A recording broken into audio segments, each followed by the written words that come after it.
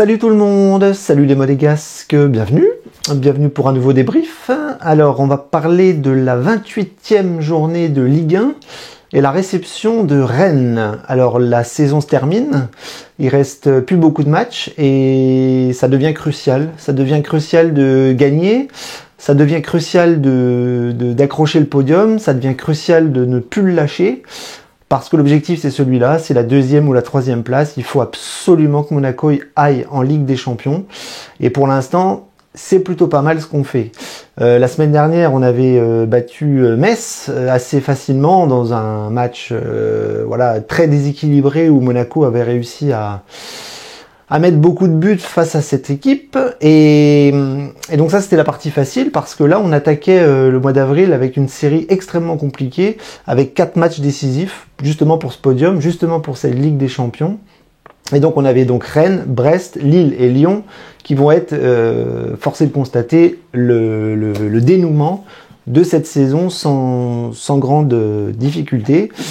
Même si, après ces 4 matchs-là, il y aura 3 matchs à jouer contre des équipes un peu plus faciles. Et je vous rappelle que Monaco, face aux petits clubs, c'est compliqué. Donc on recevait Rennes dans un contexte extrêmement favorable parce qu'on avait eu le temps de récupérer, on était sur une bonne dynamique. Le groupe devenait de plus en plus complet, avec à l'infirmerie juste 2 joueurs, Caio Henrique, qui est absent de toute la saison mais qui commence à revenir, et Maripane qui lui s'est pété le genou et qui en a encore pour 2-3 semaines. Donc tout le monde était là, retour de Salissou, d'Embolo, enfin tous les blessés, les Camara, etc. étaient là. Et donc on avait tout pour avoir un bon groupe, une bonne équipe et un bon 11. Donc le 11 il est tombé, pas trop de surprise, si ce n'est qu'on reconduit une pointe. L'association Balogun-Ben Yedder ne fonctionne plus aux yeux du tuteur, donc il arrête. Même si Mbolo est là, il joue pas.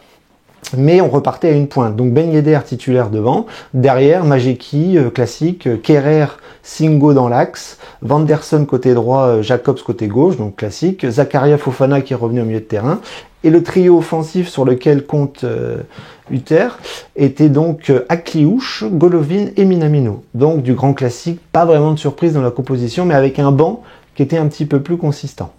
Voilà.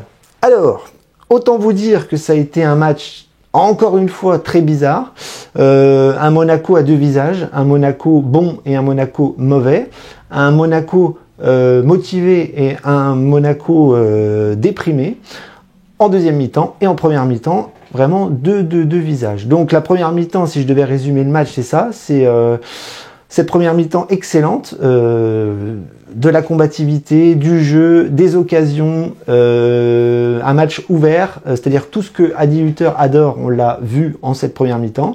Voilà, on a beaucoup donné, on a concédé beaucoup d'occasions, mais ça c'est normal parce que c'est en gros Monaco cette saison c'est tout pour l'attaque, hein, on va pas se mentir.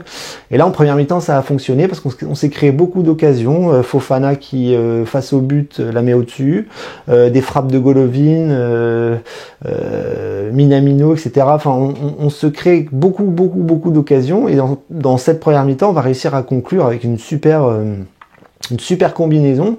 Je crois que c'est Ben Yedder qui lance Jacobs sur le côté gauche et Jacobs qui fait un centre en retrait pour Akliouche qui plate du pied va la mettre au 2e poteau.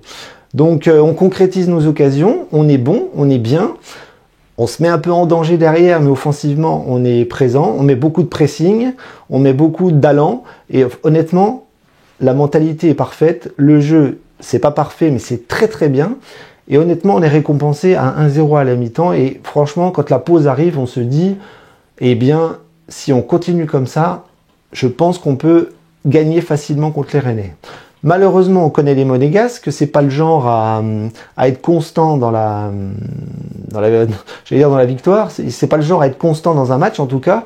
Et en deuxième mi-temps, bizarrement, ça commence très bien parce que à peine le coup d'envoi est donné en seconde mi-temps que les Rennais sont réduits à 10. Voilà, il y a Terrier qui va faire une grosse faute sur Akliouche, carton rouge direct. Voilà, on se dit c'est cool. Ça va être l'occasion d'aller d'en mettre un deuxième et puis d'enfoncer le clou avec des Rennais qui sont complètement à la ramasse en sachant qu'ils ont joué quelques jours avant contre Paris en Coupe de France. Eh bien non, ce carton rouge va être une malédiction, c'est-à-dire que Monaco va complètement s'endormir. Pas surprenant. Le carton rouge va nous mettre dans une situation d'apathie totale. On est complètement lessivé, on dirait. On essaye de gérer, de tempérer, on fait tourner le ballon, mais on ne presse plus. C'est-à-dire que l'essence de l'équipe, tout ce qui fait notre dynamique et notre philosophie, eh bien, il n'y en a plus. C'est-à-dire qu'à 10 contre 11, Monaco gère, Monaco joue à la baballe et Monaco s'endort. Et vous savez très bien que quand Monaco s'endort, souvent, c'est des adversaires qui se réveillent. Voilà. Et même à 10 contre 11, ben les Rennais, ils vont essayer d'être combatifs, ils vont essayer d'être vaillants pour essayer d'aller mettre un but en contre. Et nous, on va commencer à se regarder, à faire n'importe quoi.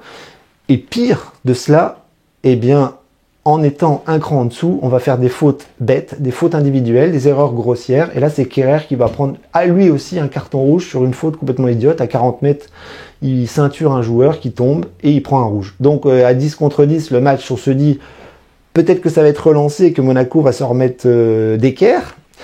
Eh bien non, Monaco va se faire caca dessus et Monaco va complètement paniquer. À 10 contre 10, à 11 contre 10, c'est la même chose. On devient complètement flippé et on recule, on recule, on recule. Les Rennais vont se créer beaucoup d'occasions pour essayer d'égaliser à travers des pénaltys, des coups francs, des débordements sur les côtés. Enfin bref, Rennes est un peu maladroit mais nous fait peur, nous presse et honnêtement, l'égalisation arrive à grands pas et Monaco est complètement à la rue. Hutter fait très peu de changements, ça c'est bizarre, parce qu'il est obligé de s'adapter aux conditions du moment et la blessure de Jacobs en est la parfaite illustration, parce qu'on va perdre Jacobs. Encore une fois, on va perdre un joueur sur une grave blessure. Mbolo, Caio Henrique, Jacobs, plus tous ceux qui ont été blessés ces derniers mois. Donc là ça craint, parce que Jacobs faisait une bonne rentrée, j'allais dire une bonne saison, non, pas forcément une bonne saison, mais en tout cas il était performant, offensivement il apportait beaucoup, et sur le but de cet après-midi, on voit que c'est grâce à lui. Donc là c'est une grosse tuile, parce que Caio revient à peine, mais il va sûrement pas jouer, comme Mbolo, et là c'est Ouattara qui va devoir reprendre le poste de titulaire, en sachant qu'il est quand même un cran en dessous des deux autres. Donc la grosse tuile, un carton rouge, donc Kerrer suspendu contre Brest, Jacobs absent contre Brest, en sachant que Jacobs, à mon avis, on le verra plus de la saison, voire de l'année prochaine, parce que si c'est les croisés ou les ligaments ou je ne sais quoi, eh bien c'est reparti pour un an d'absence.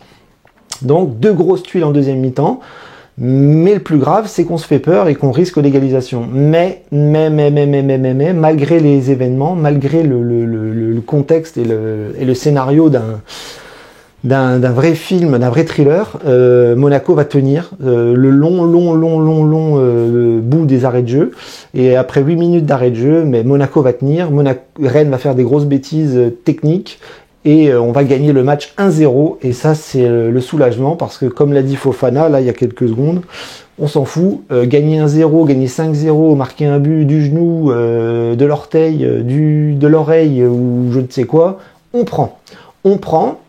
Fofana parle d'une victoire à 6 points, je suis pas d'accord, hein, parce que c'est le match à gagner, c'est celui dans 15 jours. Mais c'est une excellente opération, on remonte sur le podium, on remet un petit peu ceux qui gagnent pas derrière, on met la pression sur Lille, et Brest, voilà, ça va se jouer dans 15 jours. Donc voilà, Monaco fait une grosse opération, Monaco s'est fait peur, Monaco se fera peur jusqu'au bout, mais on prend. Donc victoire de l'AS Monaco 1-0 face au Stade Rennais. Et en plus, on regagne à la maison, donc ça, c'est formidable. On va parler un petit peu des joueurs maintenant, parce qu'il y a eu des grosses satisfactions. J'ai surtout envie d'analyser la première mi-temps, parce qu'en deuxième mi-temps, ça a été... alors, ça a été compliqué. Je trouve que, finalement, on a été mis plus en danger en première mi-temps qu'en deuxième mi-temps, malgré le fait qu'on avait l'impression que Rennes dominait les débats en deuxième mi-temps. Donc voilà, du 50-50, chacun a eu sa mi-temps, mais... la réaction de l'équipe, le mental de l'équipe, encore une fois, pose question. Donc, pour commencer, j'ai envie de parler de Majeki. Majeki qui fait un match mais bouleversifiant. Mais bouleversifiant, c'est magnifique. Il a fait 4-5 arrêts monstrueux en première mi-temps.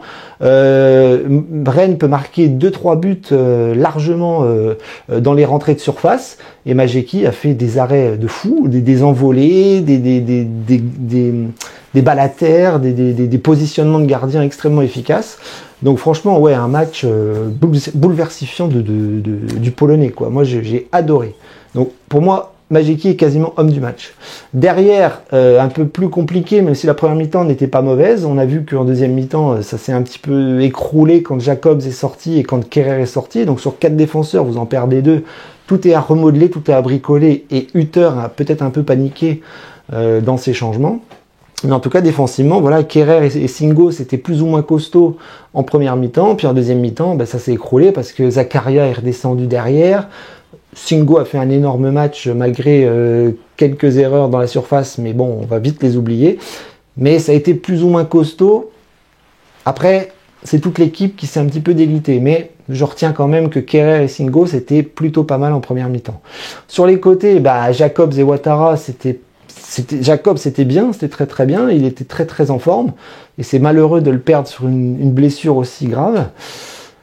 Et puis Ouattara, c'est Ouattara, hein, c'est un jeune, il n'est pas encore prêt, et je pense que ça va nous poser beaucoup de problèmes dans les matchs contre Brest et contre Lille, voire contre Lyon. Ça, c'est sûr que ça va être... finir la saison avec Ouattara, c'est un problème. Voilà, donc on va voir. Mais ouais, c'est la tuile. Côté droit, Vanderson était plutôt pas mal en première mi-temps, mais Vanderson, on sent qu'il n'est pas encore à 100%, il avait des crampes en fin de match. Il a beaucoup donné, mais voilà, des centres un peu ratés, des rentrées de surface, des offensives très intéressantes, mais voilà, un peu moins efficaces que la semaine dernière contre Metz. Mais voilà, moi je retiens surtout le match de Jacobs, Vanderson un petit peu en dessous, et Ouattara qui est rentré en fin de match. Pour le milieu de terrain, c'était plus ou moins bien, c'est-à-dire Zakaria, Fofana, c'était plutôt intéressant sur le plan défensif. Sur le plan offensif, Fofana, il a du mal, quoi. C'est-à-dire que son raté devant le but, c'est inacceptable. Mais au-delà de ça, c'est aussi des fois dans l'orientation du jeu où il recherche toujours l'axe. Au lieu de faire un geste simple et de décaler à droite ou à gauche, il veut passer dans l'axe. C'est compliqué, voilà. Donc j'ai pas trouvé qu'il a fait un match parfait, il n'a pas été catastrophique malgré son raté, mais le duo Zakaria-Fofana, c'était pas mal, mais peut mieux faire, je pense. Le trio offensif, là c'est là que ça s'est joué, c'est-à-dire que Akliouche a fait une excellente première mi-temps, voire une bonne deuxième mi-temps. Bon, pour moi, il est homme du match avec Majecki. Minamino aussi a essayé d'orienter plus ou moins en première mi-temps, mais il a été vite un petit peu perdu. Il a eu du mal à faire des transitions, il a eu du mal à se projeter, il a eu du mal à se créer des occasions sur le plan offensif. Donc je ne l'ai pas trop vu Minamino, mais moi j'ai surtout vu Akliouche et Golovin aussi qui a fait un très bon match. Alors Golovin, il est plus dans l'orientation et dans le... C'est-à-dire qu'il prend le jeu en main et il oriente. Il a eu quelques frappes intéressantes en deuxième mi-temps, mais Mandanda fait un super arrêt. Donc ouais, non, globalement, le trio de milieu offensif a été vraiment bon et je pense qu'on gagne le match grâce à eux. Et puis il y a Ben Yedder qui se retrouve tout seul et qui n'y arrive pas, qui n'y arrive plus. Voilà, Ben Yedder est dans une pente descendante. Bon, peut-être qu'il va se remettre pour le dernier match, mais là, depuis quelques matchs, il n'y est plus. Il n'a plus de pénalty, il n'a plus d'occasion, on le trouve pas.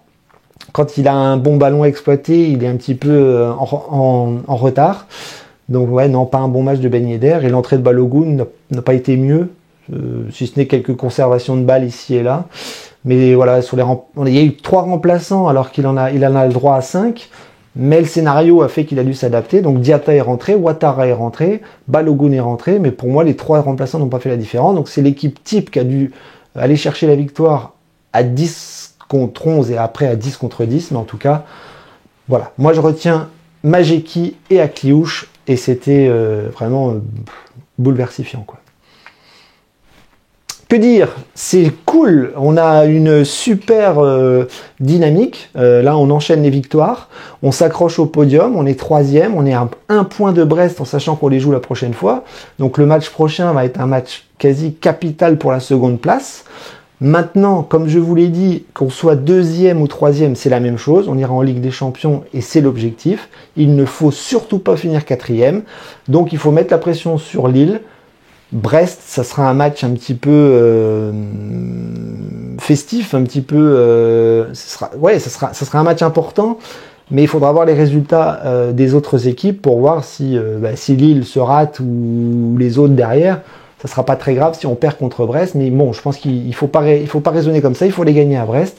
Et si on gagne à Brest, on repasse 2e et puis on ira chercher ce qu'on peut aller chercher. Mais en tout cas, pour l'instant, il reste, que je dise pas de bêtises, 27, 28, 29, 30, 31, 32, 33, 34, non, je sais plus, il reste 7 matchs. Oui, il reste 7 matchs, je crois. Donc, il va falloir aller chercher. Il va falloir aller chercher les points là où on peut aller chercher les points. Faut pas se baser que sur Brest, Lille et Lyon. Il y aura d'autres matchs à la fin. Mais en tout cas, si on fait une performance à Brest, on sera pas mal. On sera pas mal. Dagemounégou, je vous dis à dans 15 jours, parce qu'il y a une trêve pour nous. Hein. Le match a été reporté contre Lille. Donc, à dans 15 jours contre Brest.